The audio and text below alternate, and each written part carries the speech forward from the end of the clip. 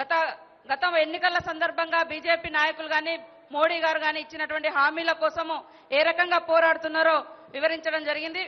వారిని ప్రత్యేకంగా వారికి ధన్యవాదాలు తెలియజేస్తూ ఇదే తీర్మానాన్ని బలపరుస్తూ మరి సుజన రంగారావు గారు ఎమ్మెల్యే బొబ్బిలి వారు ఈ తీర్మానాన్ని బలపరచాల్సిందిగా కోరుతా ఉన్నాను.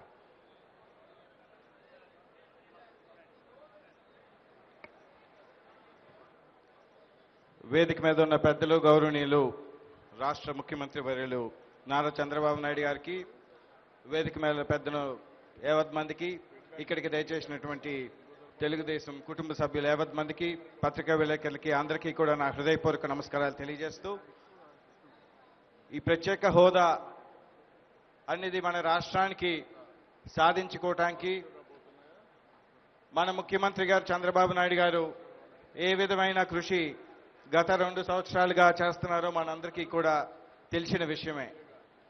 రాష్ట్ర విభజన ఏ విధంగా జరిగిందో, ఎంత పెద్ద అన్యాయం ఆంధ్ర రాష్ట్ర ప్రజలకి జరిగిందో, మరి కేవలం రాజకీయ స్వార్థంతో ఆ రోజు రాష్ట్రాన్ని కాంగ్రెస్ పార్టీ ఎంత అన్యాయంగా విడగొట్టిందో మనందరికీ కూడా తెలిసిన విషయమే.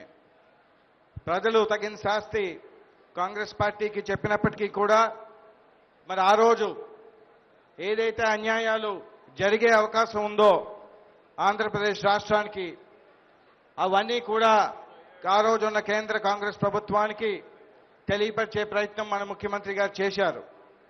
చేసినప్పటికీ కూడా అవన్నీ కూడా పరిగణలోకి తీసుకోకుండా మరి ఆ రోజున్న యూపీఏ ప్రభుత్వం విభజన చేసి మరి స్పష్టమైన హామీలు ఇవ్వకుండా, చట్టంలో జరగవలసిన అన్ని కూడా పొందుపరచకుండా పెద్ద అన్యాయం మన రాష్ట్రానికి చేసిన విషయం మనందరికీ కూడా తెలిసిందే.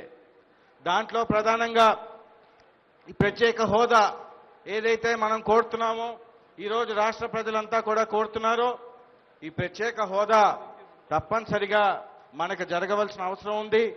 ఏదైతే దక్షిణాది రాష్ట్రాలు ప్రస్తుతం మన 4 రాష్ట్రాలు ఉన్నాయో అవన్నిటికన్నా కూడా ఈ అన్యాయమైన విభజన ద్వారా ఆంధ్రప్రదేశ్ రాష్ట్రం అన్ని విధాలా వెనకబడి ఉంది.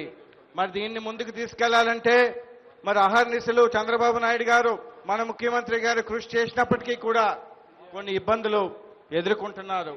ఆ రోజు ఈ ఎన్డీఏ నాయకులు, ముఖ్యంగా బీజేపీ నాయకులు ఎవరైతే ఉన్నారో మన రాష్ట్రం గురించి ఆ సమయంలో విభజన సమయంలోని మరి చాలా గట్టిగా మన గురించి పోరాటం చేయడం జరిగింది. పార్లమెంట్లో అవనండి, బయట అవనండి, ప్రధానమంత్రి గారి దగ్గర నుంచి కీలకమైన మంత్రులు అందరూ కూడా మన రాష్ట్రానికి న్యాయం జరిపే విధంగా ఆ రోజు యూపీఏతో పోరాటం చేయటం జరిగింది.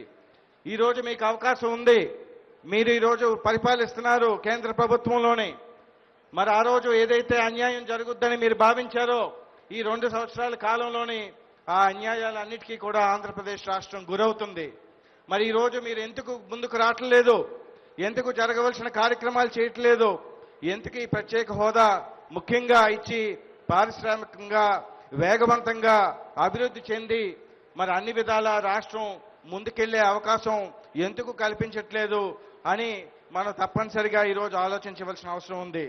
మన ముఖ్యమంత్రి గారు అనేక మార్లు ఢిల్లీ వెళ్ళినప్పుడు ప్రతిసారి కూడా వాళ్ళకి గుర్తు చేస్తూ మన మీద ఈ బాధ్యత ఉంది, మరి ఎన్నికల్లోని అటు కేంద్ర ప్రభుత్వానికి ఏర్పడటానికి అత్యధికంగా ఎంపీల్ని సహాయపడ్డాము కాబట్టి మాకు న్యాయం చేయాలని కోరినప్పటికీ కూడా ఈరోజు జరగని పరిస్థితి ఉంది. దయచేసి ఇక్కడ రాష్ట్రంలో ఉన్న పరిస్థితి అంతా కూడా మన ముఖ్యమంత్రి గారు ఏ విధంగా అయితే వివరించారో ఆ నిజాలు తెలుసుకొని దయచేసి ప్రత్యేక హోదా ఇవ్వాల్సిన అవసరం ఉంది.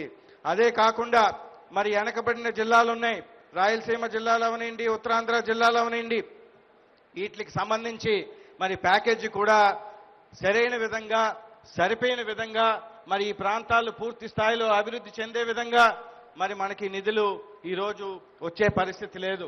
దీని గురించి కూడా కేంద్ర ప్రభుత్వం ప్రత్యేకంగా ఆలోచించవలసిన అవసరం ఉంది.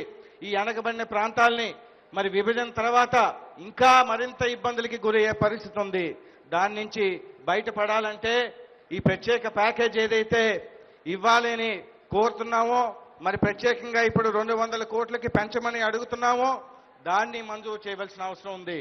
అదేవిధంగా మరి రాజధాని అభివృద్ధి, రాజధాని పూర్తిగా కట్టాలంటే మరి ఏదీ లేకుండా ఈరోజు ఒక ఆఫీస్ కూడా లేకుండా మన ముఖ్యమంత్రి గారు ఏ విధంగా అయితే అమరావతికి వచ్చి పనిచేస్తున్నారో మరి దీన్ని పూర్తి స్థాయిలో నిర్మించాలంటే ఎంత ఖర్చుతో కూడుకున్న పనో మరి అది ఎంత వేగవంతంగా జరగవలసిన అవసరం ఉందో కేంద్ర ప్రభుత్వం తెలుసుకోవాల్సిన అవసరం ఉంది.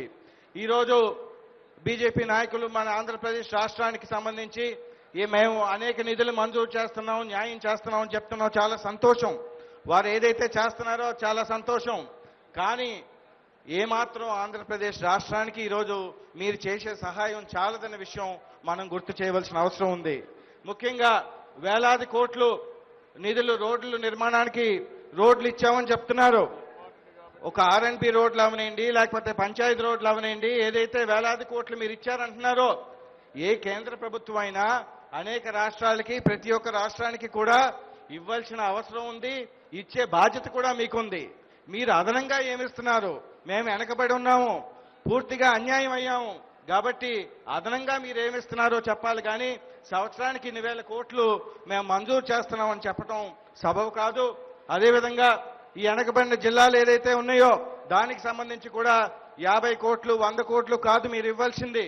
గతంలో కూడా బీఆర్జీఎఫ్ నిధులు వచ్చేవి కాబట్టి ఆ నిధులతో సగపెట్టడం కాదు, మీరు అదనంగా ఇవ్వాల్సిన నిధులు ఇవ్వండి. 200 కోట్లు ఏదైతే జిల్లాకి ఈరోజు మన ముఖ్యమంత్రి గారు అడుగుతున్నారో ఆ విధంగా మీరు మంజూరు చేయండి. ఆ విధంగా మంజూరు చేస్తే ఆ వెనకబడిన జిల్లాలన్నీ కూడా అభివృద్ధి చెందడానికి అవకాశం ఉంటుంది.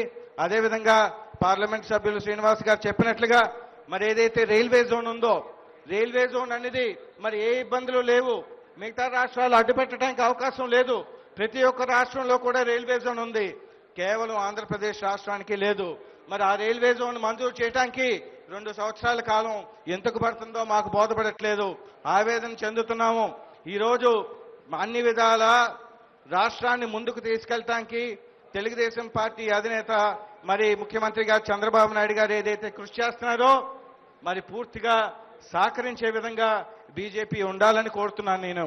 ఈరోజు ఆ విధంగా సహకరించి ఎన్నడూ లేని అభివృద్ధి మరి రాబోయే రోజుల్లోని ఇతర రాష్ట్రాల కన్నా ముందుండే విధంగా మీరు చంద్రబాబు నాయుడు గారికి సహకరించాలి. కానీ ఆ విధంగా కాకుండా మరి ముఖ్యమంత్రి గారు ఒక పక్క అహర్నిశలు కృషి చేస్తుంటే దయచేసి దానికి మీరు సహకరించట్లేదు, మీరు అడ్డుపడుతున్నారు, ఇవ్వాల్సిన సహాయం ఇవ్వట్లేదు అనే అభిప్రాయం ప్రజల్లో కల్పించే విధంగా బీజేపీ నడుచుకోకూడదని నేను సభాముఖంగా కోరుకుంటూ మరి తీర్మానాన్ని పూర్తిగా బలపరుస్తూ తప్పనిసరిగా అనుభవమైన ముఖ్యమంత్రి గారు ఏదైతే కోరుతున్నారో మన రాష్ట్రానికి సంబంధించి అవన్నిటినీ కూడా ఇచ్చి మరి ప్రజల మనల్ని పొందే విధంగా కేంద్ర ప్రభుత్వం నడుచుకోవాలని మనస్ఫూర్తిగా ఈ సందర్భంగా కోరుకుంటూ మీ దగ్గర సెలవు తీసుకుంటున్నాను.